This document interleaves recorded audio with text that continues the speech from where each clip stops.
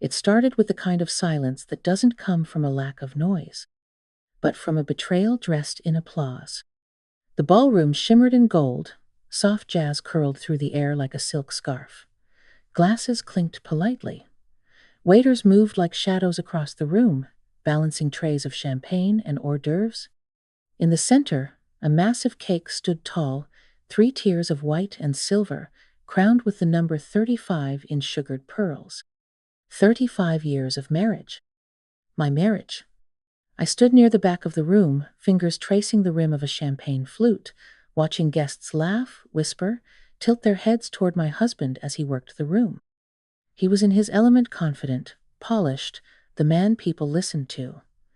The man I had supported through bankruptcy, career changes, parenting, cancer scares, therapy, and insomnia. "Joan," he'd said that morning, kissing my cheek distractedly. "I know you hate big crowds, but this party it means a lot to the firm. You'll still be there, right? You'll still be there. Like a fixture. Like furniture?"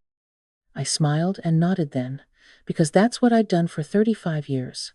Smile, nod. Be the stable one, be the kind one. Be invisible. The toasts began after dinner. His best friend, his sister, a colleague from the bank. Sweet words, slightly rehearsed. Applause followed each one. And then, the moment.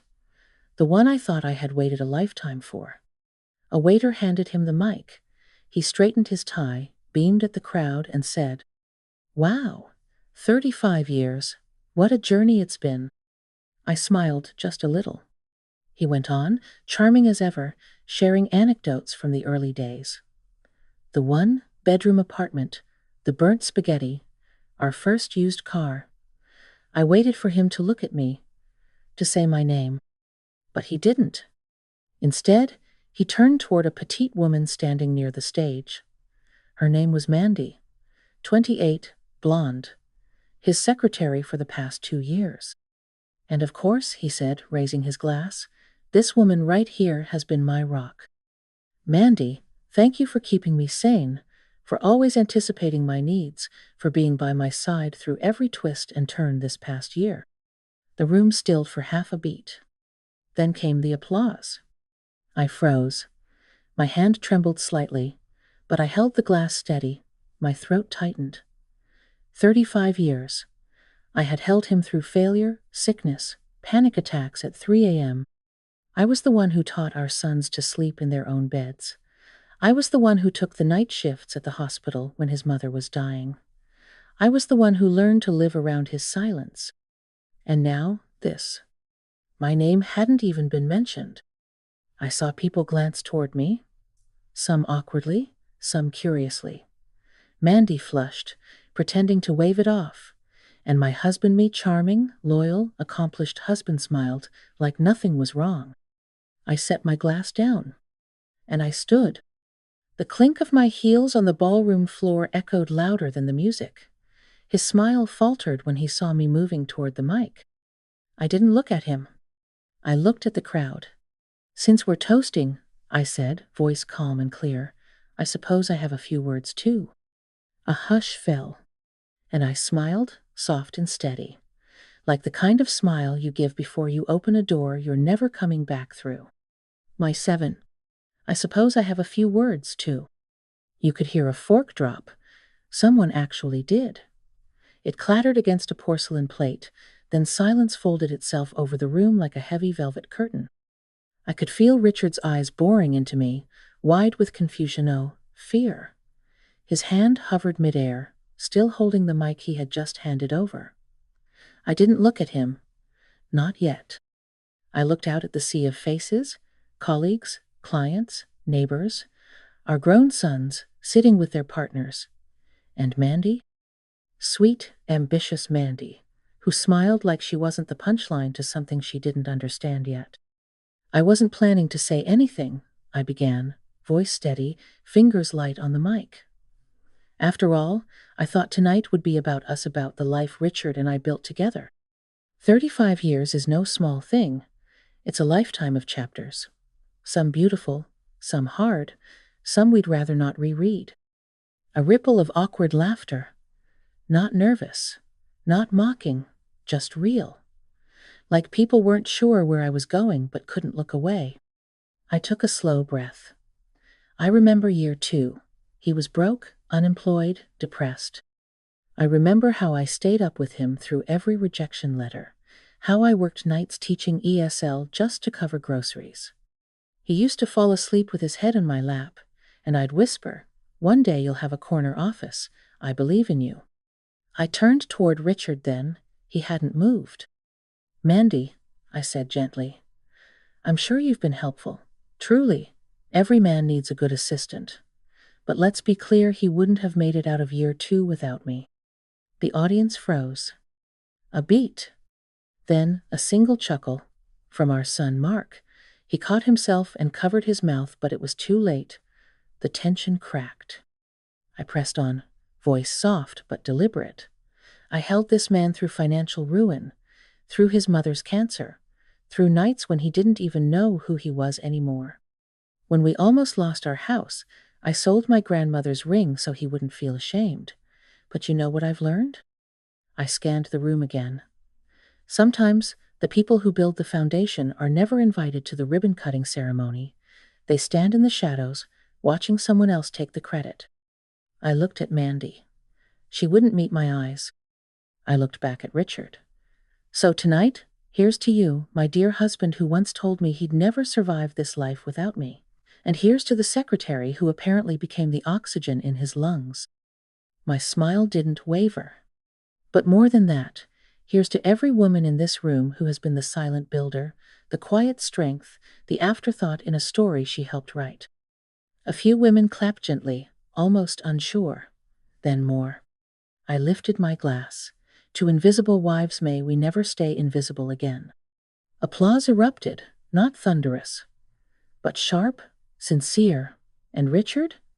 He stood there, stunned, caught, and absolutely silent. I stepped down from the stage without another glance. As I passed him, I whispered, "You can go home with her, Richard. I have better plans." And I walked away, leaving him standing there in the ruins of a celebration he thought he controlled. My 7. The morning after the anniversary party, the house felt like a crime scene. Not because anything was broken, everything was exactly where it always was. His tie flung across the back of the chair. My earrings still on the side table. 2 toothbrushes beside each other, like they belonged. Except now, they didn't. Richard had come home hours after I did, quiet, as if nothing happened. No apology, no outrage, just silence and the faint smell of bourbon. I made coffee the same way I had for decades. He drank it black. I always remembered that. It was one of the only preferences he ever expressed out loud. He didn't say a word as he sat at the breakfast bar. I placed his mug in front of him. It felt almost absurdly domestic after what I'd said in front of 100 people. "You embarrassed me," he finally muttered, eyes still on his phone. I smiled without warmth. Did I lie? He didn't answer. He didn't have to. My 7. Later, I found myself alone in the walk-in closet staring at rows of suits and scarves, and a box in the corner I hadn't opened in years. Inside were all the things I once thought I'd need again. Art supplies, a leather-bound sketchbook, 2 rejection letters from galleries I admired, and a pair of ballet flats from when I used to teach art therapy to kids. I sat down on the carpeted floor, legs crossed, sketchbook in hand, and flipped it open. The pages were brittle around the edges, but the drawings were still their soft graphite outlines of faces I used to remember. One was Richard's. From before the gray in his hair, before the secretary, before the detachment. Before I started disappearing. I remembered the first time I felt it.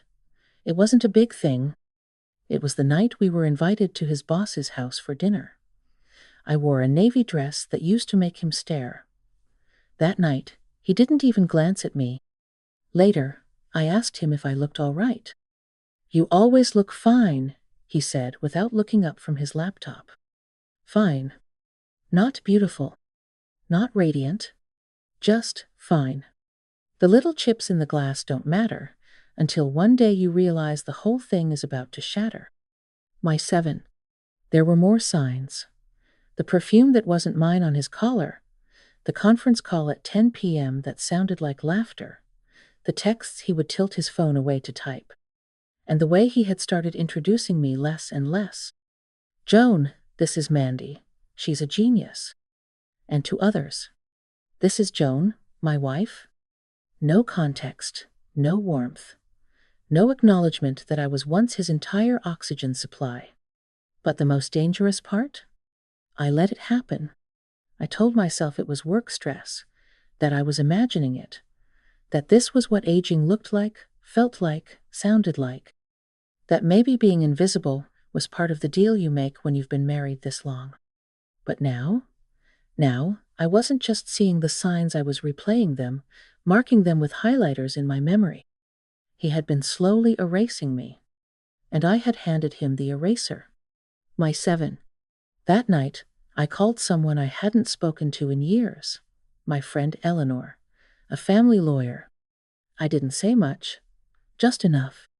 And then I asked her, quietly, "You once told me if I ever needed you." Her voice softened. "Joan, I've been waiting for this call for 10 years. And that's when it began. The version of me that stayed quiet died at the mic. Now I was making room for someone else. Someone who didn't just survive 35 years of marriage. Someone who was about to reclaim her name. My 7. By Monday morning, Richard had resumed his routine as if nothing had ruptured between us. He left at 7:30 sharp, kissed the top of my head absent loud of habit, not affection, and called out, "Don't wait up, meetings all day." Meetings. I almost laughed. The only meeting I had that day was with a lawyer who remembered the younger version of me, bright-eyed, barefoot in a studio apartment, sketching faces and believing marriage was the safest place a woman could land. Eleanor greeted me with open arms. She looked older, like me, but her eyes still held that cutting spark. "I have some questions," I said, sliding into the chair across from her. She smiled gently. "Good, because I have answers." And for the first time in years, someone was on my side of the table. My 7. We combed through everything: joint accounts, assets, the house, the vacation property in Hilton Head. But there was something I hadn't even remembered until Eleanor pulled up a file I had nearly forgotten about. "Do you remember the investment account in your name?" she asked. My brow furrowed. "The one from my inheritance?" "Exactly. You started it in 2001, and it's been quietly growing for 22 years. I blinked. "How much is in it?" She turned the monitor. And suddenly, the numbers made everything feel possible. I had power. Real, untouchable power. A door I didn't even know was still open. Eleanor leaned in. "You could leave tomorrow if you wanted.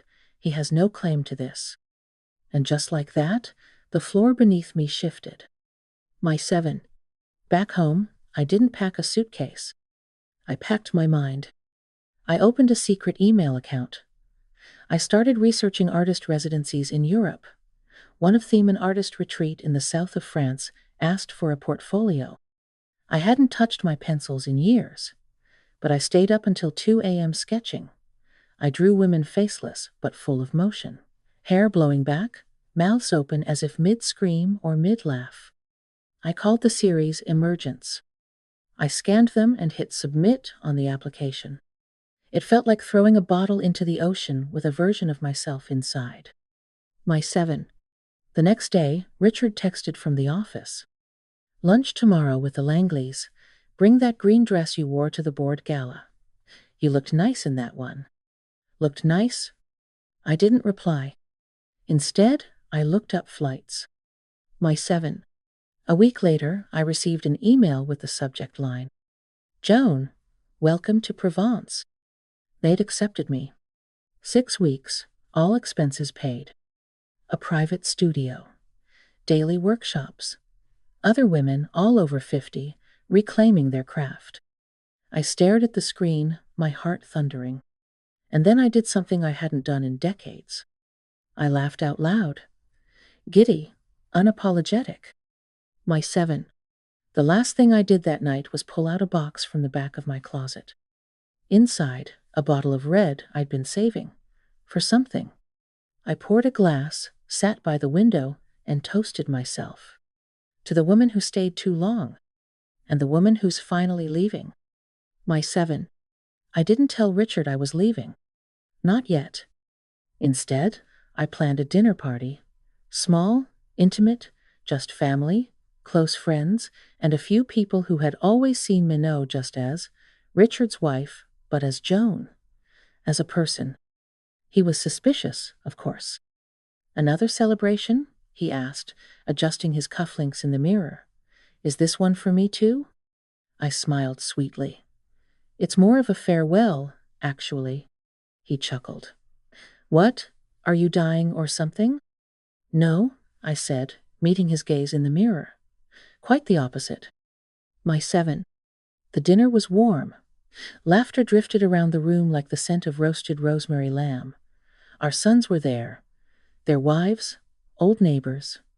Even Eleanor came. Richard played the part of the gracious host. Until I clinked my glass gently and rose from my seat. I have something I'd like to share, I said, smiling. And don't worry, it's not another toast. A ripple of chuckles. But it is an announcement, I added. I pulled a slim wooden box from beneath the table and opened it, revealing 2 envelopes sewn gold, one white and a folded document. Richard's eyes narrowed. I've been accepted into an artist residency in the south of France, I said.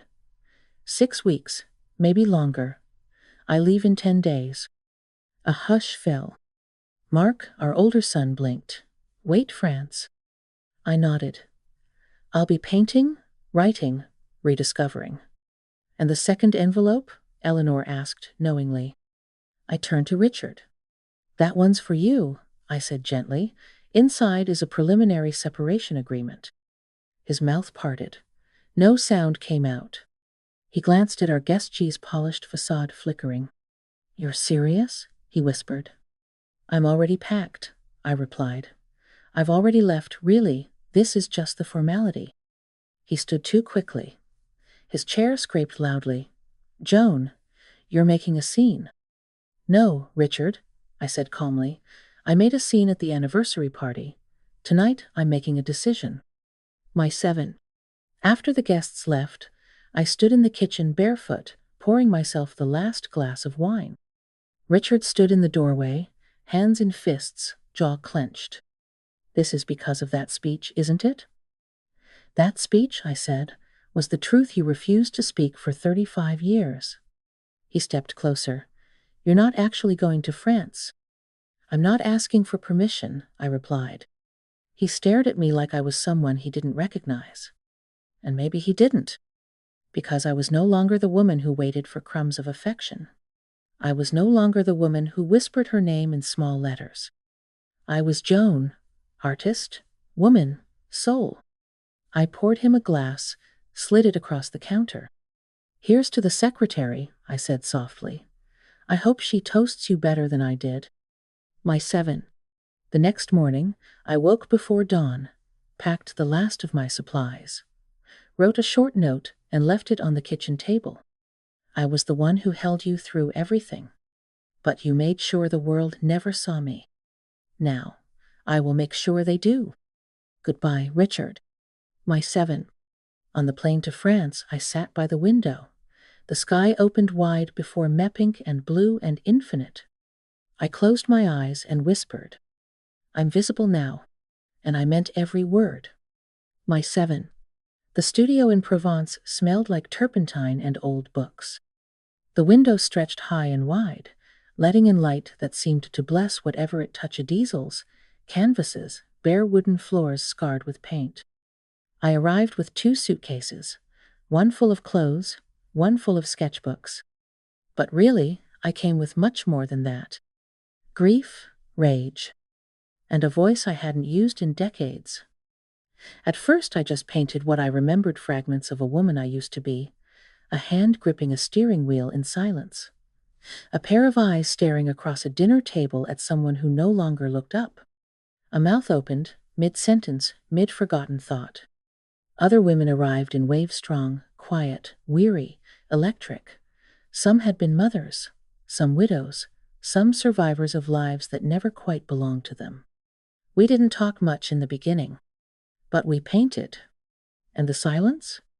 It was finally ours. My 7. By week 4, the studio was full of stories in canvas, in charcoal, in clay. My own series had a name now, Invisible No More.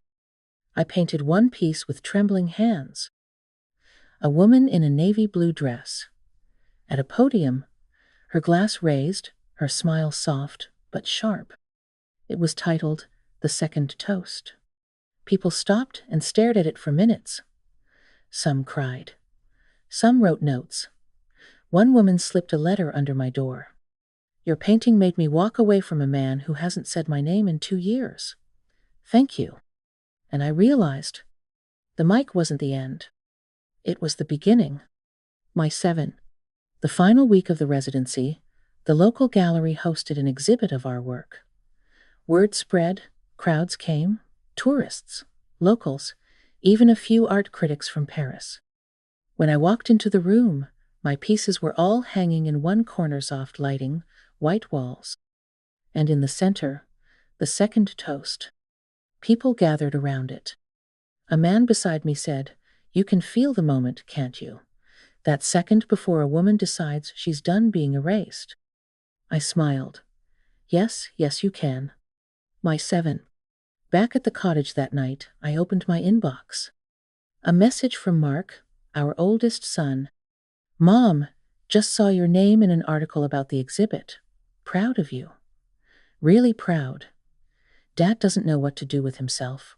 Mandy laughed. "And for what it's worth, I think you finally made the speech you were meant to make." I pressed a hand to my chest, and I let myself cry.